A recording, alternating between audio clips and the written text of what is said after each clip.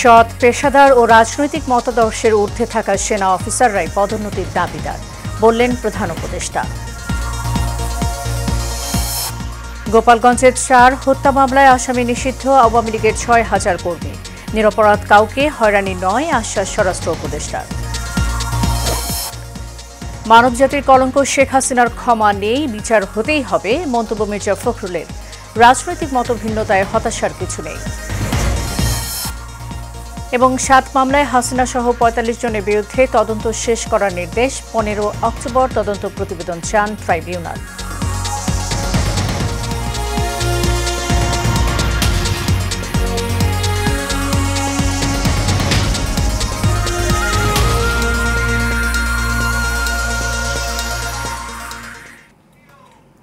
স্বাগত এশিয়ান নিউজে, সাথে আছি সাবরিনা জিয়া।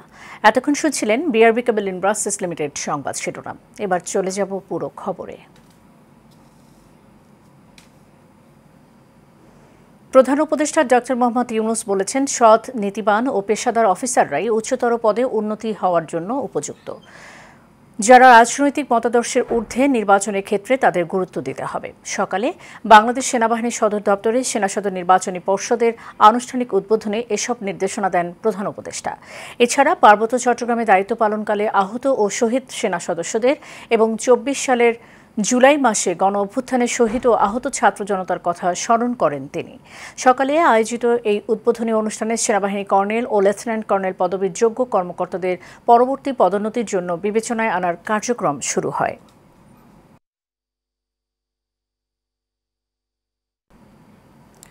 গোপালগঞ্জে জাতীয় নাগরিক পার্টি এনসিপির পদযাত্রা ও সমাবেশ ঘিরে সহিংসতার ঘটনায় 4 দিনের মাথায় 4টি হত্যা মামলা করা হয়েছে।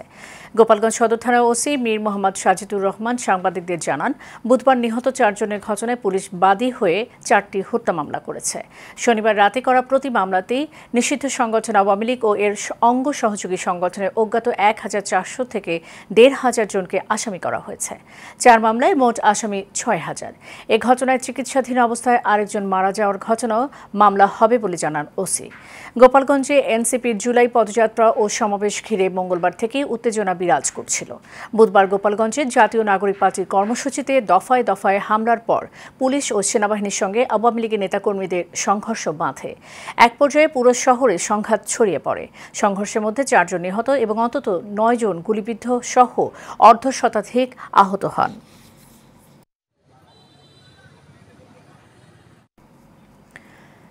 এদিকে কারফিউ শেষে গোপালগঞ্জে 144 ধারা জারি করা হয়েছে।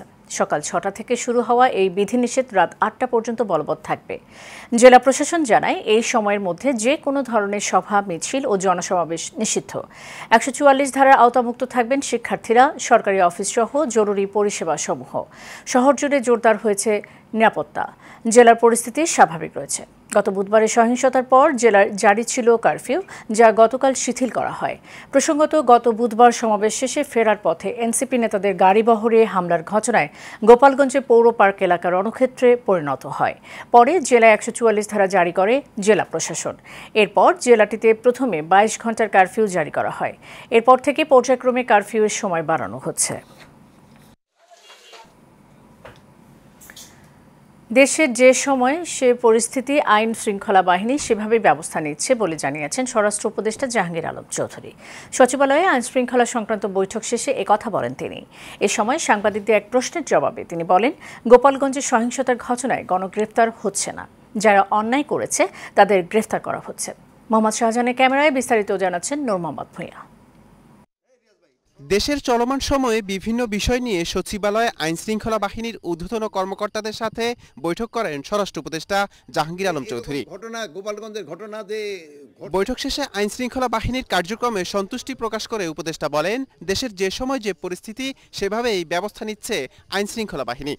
ডিসিদের আমরা ডাকা হয়েছিল এবং র্যাবের যারা এখানে ডিউটি করে তারা এবং সেনাবাহিনীতে যারা করতেছে, এইটা তাদের থেকে আমরা এখন শুনলাম যে তারা কিভাবে কাজ করতেছে এবং আগের কি পরিস্থিতি ছিল, এখন কি রকম পরিস্থিতি, এগুলির ব্যাপারে তারা দায়িত্ব নেওয়ার পরে থেকে এরা এখন দেখে আইন শৃঙ্খলা পরিস্থিতি এটা তারা বললেন যে তার আগের থেকে অনেক উন্নতি হয়েছে।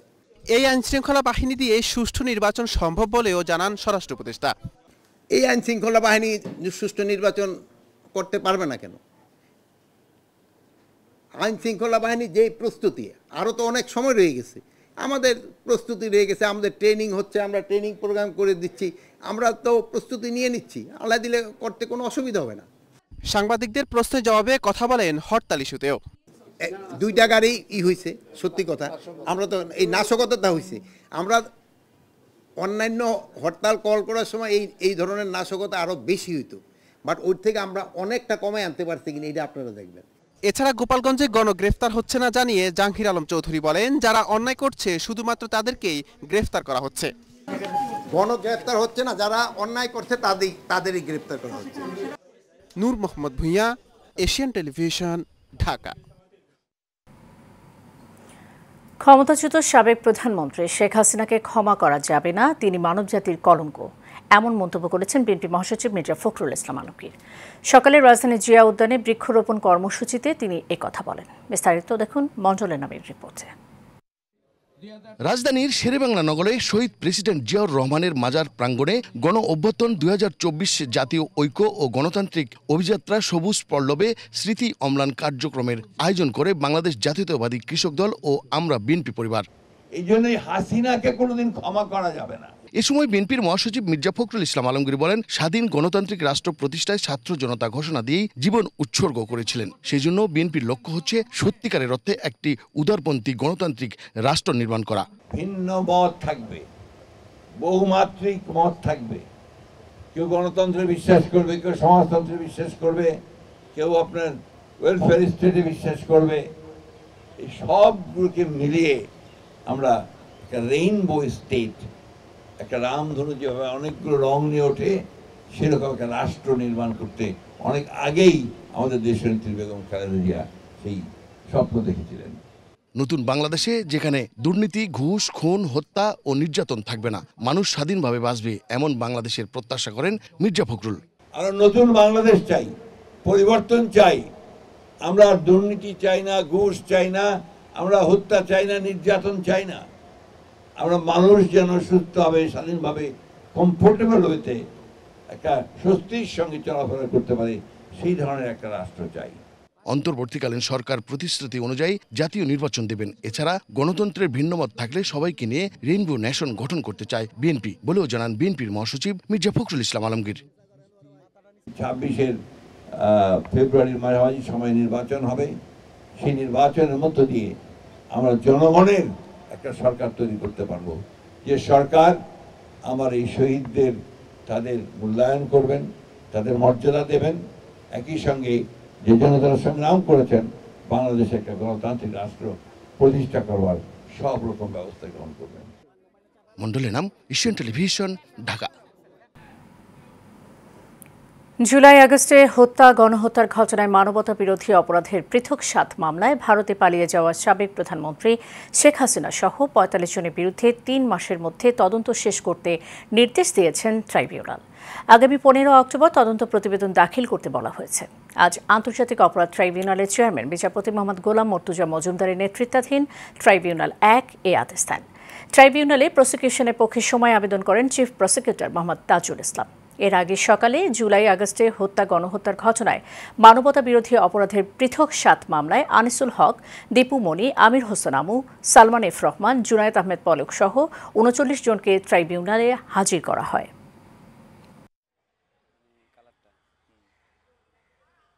হার্নেট ফাইন আর্টস এবং বাংলাদেশে অবস্থিত জাপানের দূতাবাসের যৌথ উদ্যোগে বাংলাদেশ জাপান সাংস্কৃতিক ঐতিহ্যের এক ঐতিহাসিক উদযাপন প্রদর্শনী আয়োজন করা হয়েছে। এক প্রাণবন্ত ও প্রতীকী সাংস্কৃতিক আয়োজনে ঢাকাস্থ দূতাবাস প্রাঙ্গণে আনুষ্ঠানিকভাবে এর উদ্বোধন করা হয়।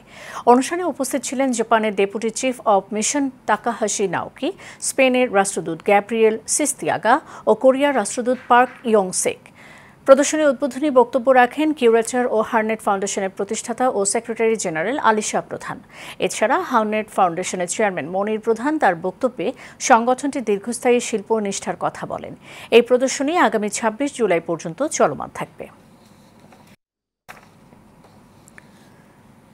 আওয়ামী লীগ সরকারের বিরুদ্ধে আন্তর্জাতিক অপরাধ ট্রাইব্যুনালে গণহত্যার তদন্তের আবেদন করায় জীবননাশের হুমকি পাওয়ার অভিযোগ করেছেন মোহাম্মদ মুশফিকুর রহমান। এই অভিযোগে আজ এক সংবাদ সম্মেলনের আয়োজন করা হয়েছে।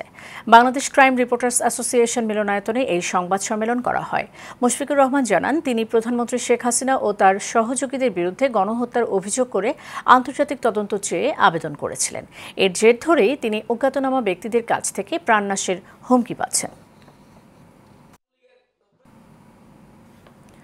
শহীদ রাষ্ট্রপতি জিয়াউর রহমানের ছবি অবমাননা এবং বিএনপির ভারপ্রাপ্ত চেয়ারম্যান তারেক রহমানের বিরুদ্ধে কুরুচিপূর্ণ বক্তব্যের প্রতিবাদে হাতিরঝিল থানা বিএনপির উদ্যোগে বিক্ষোভ মিছিল করা হয়েছে। রাজধানী হাতিরঝিল বাংলা মোটর বিএম স্কুলের সামনে থেকে সাবেক আহ্বায়ক সাইফুল আলম নীরবের পক্ষ থেকে ভিপি সুলাইমান ও সাখাওয়াত হোসেন সৈকত জাকির খানের নেতৃত্বে এই মিছিল হয়। এতে উপস্থিত ছিলেন হাতিরঝিল থানা বিএনপির আহ্বায়ক মাসুম সহ অনেকে।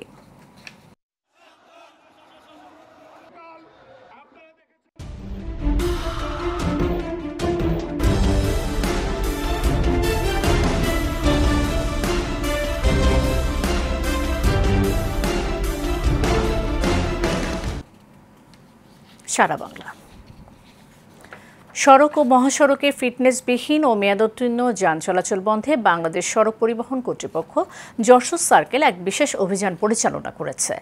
যশোর জেলা প্রশাসন, পুলিশ বিভাগ ও মালিক ও শ্রমিক ইউনিয়নের সার্বিক সহযোগিতায় এই অভিযান পরিচালিত হচ্ছে। বিআরটিএ যশোর সার্কেলের সহকারী পরিচালক ASM ওয়াজেদ হোসেন জানিয়েছেন, প্রথম দিন অভিযানে ফিটনেসবিহীন ও মেয়াদোত্তীর্ণ 10টি বাস ট্রাক বন্ধ করা হয়েছে। সড়ক নিরাপত্তা নিশ্চিত করতে এবং দুর্ঘটনা কমাতে এই ধরনের অভিযান নিয়মিত পরিচালিত হবে।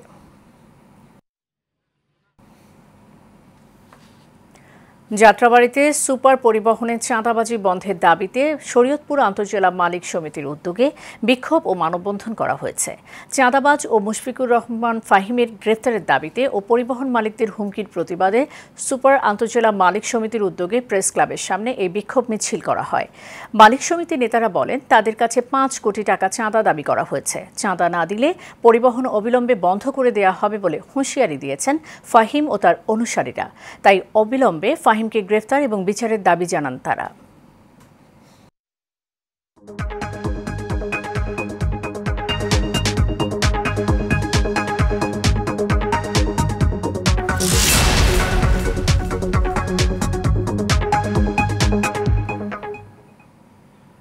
এবার বাণিজ্য সংবাদ। মানসিক স্বাস্থ্য, পারিবারিক সম্পর্ক এবং জীবনমুখী নানা সচেতনতার বিষয়ে গ্রাহকদের সামনে তুলে ধরেছে রূপায়ণ সিটি উত্তরা। দেশের অন্যতম মনোবিজ্ঞানী ডক্টর মেহতাব খানমের সাথে খোলামেলা আলোচনা করেন গ্রাহকরা।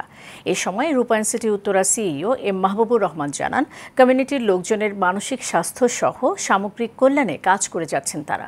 সাইফুল ইসলাম নয়নের রিপোর্ট।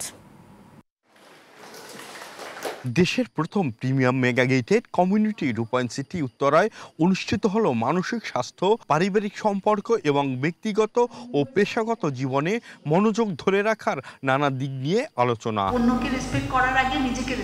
অনুষ্ঠানে অংশগ্রহণকারীরা তাদের সমস্যার কথা তুলে ধরেন এবং তার সমাধান পেয়ে কৃতজ্ঞতা জানান রূপায়ণ গ্রুপকে।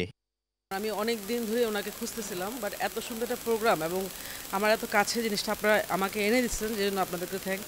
ধন্যবাদ রূপায়ণ কর্তৃপক্ষকে, তাদের এই সুন্দর আয়োজন, পারিবারিক এবং যে সমস্যাগুলো হয় এবং সেই সমস্যাগুলো আমরা সমাধান পেয়েছি। রূপায়ণ সিটি থেকে যে সেশনটা আয়োজন করেছে ম্যামকে নিয়ে, ইট ওয়াজ এ ভেরি ফ্যান্টাস্টিক একটা সেশন হয়েছে। স্ট্রেস ম্যানেজমেন্ট, এই প্রোগ্রামের মাধ্যমে আজকে আমরা কিভাবে জানতে পারলাম স্ট্রেস ম্যানেজমেন্ট, আমাদের মনের অবস্থা, মনের সাথে আমাদের নিজেদের কন্ডিশন কতটা, নিজেকে জানা। মানুষের চাওকে গুরুত্ব দিয়ে এই ধরনের সচেতনতামূলক অনুষ্ঠান চলমান রাখা হবে বলে জানান রূপায়ণ গ্রুপের মার্কেটিং ডিরেক্টর অমিত চক্রবর্তী। এই ধরনের উদ্যোগে আজকে যারা স্বতঃস্ফূর্তভাবে অংশগ্রহণ করেছেন, তাদের মনের চাওয়া যে এটা ধারাবাহিকভাবে হতে থাকুক। জীবনে চলার পথে ছোটোখাটো নানান রকম ভুলভ্রান্তি, প্যারেন্টিং, বাচ্চাদেরকে কিভাবে বড় করবে, এই সমস্ত বিষয়গুলো নিয়ে কিন্তু উনি সম্যক আলোচনা করেছেন, যার ফলে আজকে আমাদের এখানকার সম্মানিত বাসিন্দা, অন্যান্য অংশগ্রহণকারী যারা আছেন, তারা কিন্তু প্রচণ্ডভাবে উপকৃত হয়েছেন। এই প্রোগ্রামটাকে আমরা ধারাবাহিকভাবে সামনের দিকে আরও এগিয়ে নিতে চাই। রূপায়ণ সিটি বরাবরই মানুষের কল্যাণে কাজ করে থাকে। আজকের দিনে যে প্রোগ্রামটা আপনারা দেখছেন, দেশবরেণ্য মনোবিজ্ঞানী ডক্টর মেহতাব, ওনাকে আমরা ইনভাইট করেছিলাম। অনেক মানুষজন স্বতঃস্ফূর্তভাবে অংশগ্রহণ করেছে। তাদের মানসিক বিকাশ কিংবা মনস্তত্ত্ব বিষয়ক অনেক পরামর্শ তারা নিয়েছে, তারা অ্যাপ্রিসিয়েট করেছে আমাদেরকে। তো এটার মানে হচ্ছে এই যে আমরা শুধুমাত্র মানুষের সুস্থ থাকার জন্যই কাজ করি না, মানুষের মানসিক স্বাস্থ্য, আমাদের সাথে যারা বসবাস করছেন কিভাবে তারা আরও ভালো থাকতে পারেন, তারই পার্ট হিসেবে আজকের এই প্রোগ্রাম। আমরা শুধু একটা বসবাসের পরিবেশই দিচ্ছি না, তাদের ভালো থাকার জন্য যত ধরনের আয়োজন করা দরকার আমরা তাই করছি। দেশের প্রথম মেগা গেটেড কমিউনিটি রূপায়ণ সিটি উত্তরার পরিবেশে বসবাস করলে শরীর, মন, স্বাস্থ্য সবই ঠিক রাখা সম্ভব বলে জানান দেশের অন্যতম খ্যাতনামা মনোবিজ্ঞানী ডক্টর মেহতাব খানম। রূপায়ণ সিটি উত্তরার যে যারা কর্ণধার রয়েছেন তাদের চিন্তা ভাবনাগুলো অন্যরাও করেন। আমি বলবো যে আমাদের অল্প ছোট প্রয়াসের মধ্যে দিয়ে আমরা অন্তত কিছু মানুষকে কিছু উপকার করতে পারবো। রূপায়ণ সিটি উত্তরা দেখেছি, আমি বলবো যে খুবই খোলামেলা, খুব গোছানো, খুব সুন্দর। তো এটাও একটা মানসিক স্বাস্থ্যের জন্য এটা খুবই উপকার। শরীরের স্বাস্থ্য, মনের স্বাস্থ্য দুটোরই সেবা দেওয়ার সুযোগ তৈরি করে দিচ্ছে রূপায়ণ সিটি উত্তরা। রূপায়ণ সিটি সবসময় তার কমিউনিটির লোকজনের সামগ্রিক কল্যাণে সচেষ্ট। তারই অংশ হিসাবে দেশের খ্যাতনামা মনোবিজ্ঞানী মেহতাব খানমকে নিয়ে এই আলোচনার আয়োজন বলে জানান কর্মকর্তারা। সাইফুল ইসলাম নয়ন, এশিয়ান টেলিভিশন, ঢাকা। সাংবাদিকতায় বিশেষ অবদানের জন্য নেলসন ম্যান্ডেলা শান্তি পুরস্কার 2025 পেলেন সাংবাদিক শাহাদাত নিশাত। রাজধানী বিশ্ব সাহিত্য কেন্দ্রে আয়োজিত এক অনাড়ম্বর অনুষ্ঠানে এই পুরস্কার প্রদান করা হয়। বাংলার বীর ফাউন্ডেশনের আয়োজনে অনুষ্ঠানে নেলসন ম্যান্ডেলা আদর্শ ও কর্মময় জীবন শীর্ষক এক আলোচনা সভাও অনুষ্ঠিত হয়। অনুষ্ঠানে প্রধান অতিথি হিসেবে উপস্থিত ছিলেন গ্লোবাল ইউনিভার্সিটি বাংলাদেশের উপাচার্য প্রফেসর ডক্টর আনিসুজ্জামান। আলোচনা সভা শেষে সাংবাদিক শাহাদাত নিশাত সহ 10টি ক্যাটাগরিতে অবদান রাখা ব্যক্তিদের মাঝে অ্যাওয়ার্ড তুলে দেন অতিথিরা।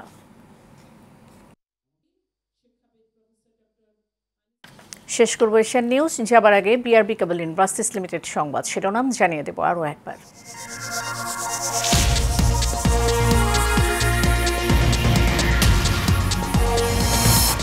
সৎ, পেশাদার ও রাজনৈতিক মতাদর্শের ঊর্ধ্বে থাকা সেনা অফিসাররাই পদোন্নতির দাবিদার বললেন প্রধান উপদেষ্টা। গোপালগঞ্জে 4 হত্যা মামলায় আসামি নিষিদ্ধ আওয়ামী লীগের 6,000 কর্মী। নিরপরাধ কাউকে হয়রানি নয়, আশ্বাস স্বরাষ্ট্র উপদেষ্টার। মানবজাতির কলঙ্ক শেখ হাসিনার ক্ষমা নেই, বিচার হতেই হবে মন্তব্য মির্জা ফখরুলের। রাজনৈতিক মতভিন্নতায় হতাশার কিছু নেই। এবং 7 মামলায় হাসিনা সহ 45 জনের বিরুদ্ধে তদন্ত শেষ করার নির্দেশ। 15 অক্টোবর তদন্ত প্রতিবেদন চান ট্রাইব্যুনাল। এশিয়ান নিউজের পর্যন্তই, পরের সংবাদ দেখার আমন্ত্রণ রইল। ধন্যবাদ, সাথে থাকার জন্য।